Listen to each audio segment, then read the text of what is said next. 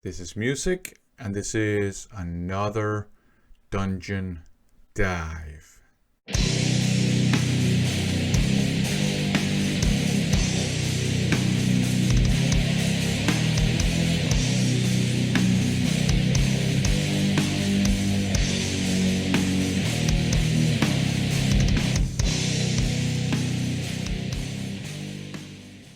I figured that I could just make this wee dungeon dive video in which we're going to have a look at a very obscure band, namely Crossbones, and the only demo that is of theirs that is currently in the dungeon.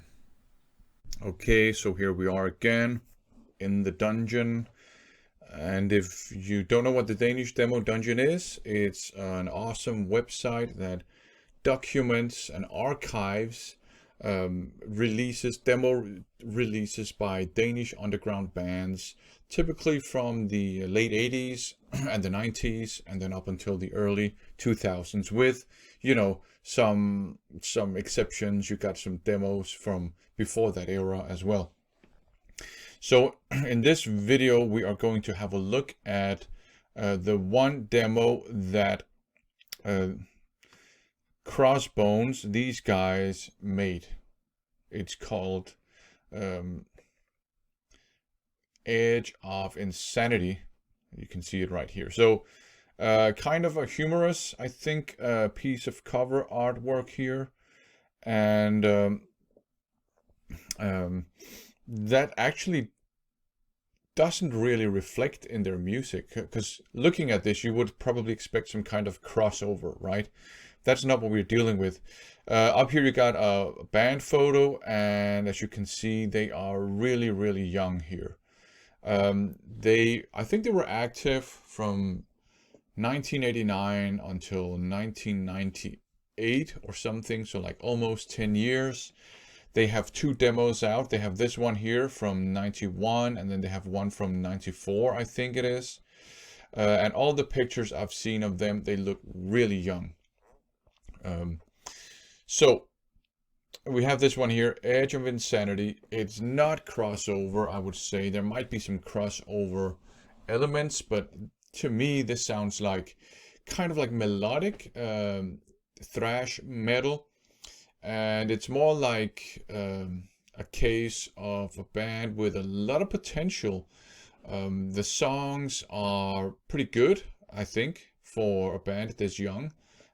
Like musically, they're very good. They're considerably well composed.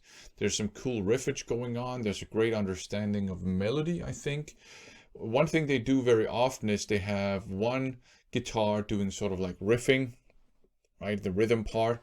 And then they have another guitar also doing riffing, and then occasionally going into some kind of melodic version of that riff kind of on top of that, which is pretty cool. We're not dealing with a masterpiece in any sense, but we're dealing with lots of potential. So the first song, Edge of Insanity, if you just listen to that, you pretty much get the feel for the entire album, I would say. Again, melodic thrash metal with a considerable, in my opinion, component of just traditional heavy metal as well. The last song is the closest thing we get to kind of like a crossover thing. It's like a micro song and kind of silly, I think. The other songs are more sort of fleshed out. Musically, pretty good stuff, I would say, for what it is. The production is okay, again, for what it is. The drums actually sound pretty good for a 91 demo tape, I would say. The big weakness of this demo, and I would say that's a something that characterizes a lot of demos of this sort, of this type of release from this era, there's the vocals. First of all, they're very young, right? So his voice is not, it hasn't seen wear and tear yet. You know what I mean? So it doesn't sound gruff or anything like that. And it also, I mean, because I think he tries to sound gruff, but it doesn't really he doesn't succeed at that very well. And the reason why I think he tries to sound gruff is that occasionally he tries to go off into some more kind of harsh vocals kind of style, but for the most part he just yells. Alternatively, he could have gone for like singing. That would have worked very well, but I don't think he had the training for it. And in all fairness, I think back then that was the hardest thing. Singing was the hardest thing. Because, you know, the guitarists, the bass player, the drummers, they could all sort of hide behind effects and production and so on and so forth. But the vocalists back then didn't really have a lot to sort of hide behind, right? So in that sense, it's pretty brave. I think most of the vocalists back then that appear on demo tapes from the 90s, very brave, I think. Because they didn't have auto-tuner, they didn't have anything other than maybe you could add some reverb or something like that. But that was pretty much it. So the vocals are the weak part of this demo, I would say. But I totally understand.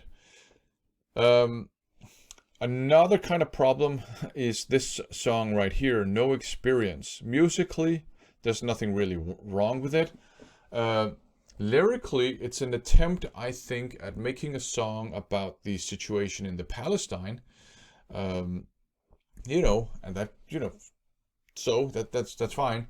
However, I don't think it's intentional, but the song comes across as being terribly anti-Semitic.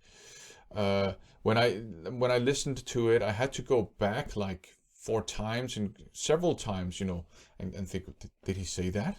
Did he? Huh? What? You know, so I had to listen really carefully to the lyrics. They do actually criticize Nazis as well, and that's why I think maybe it's not intentionally anti-Semitic, but it sounds very anti-Semitic. It's very unfortunate, I think. And I think, again, we're dealing with, first of all, they're very young. It's difficult to at that age, you don't have the level of maturity and life experience yet, to make a song about something as, shall we say, complex as the situation in the Palestine.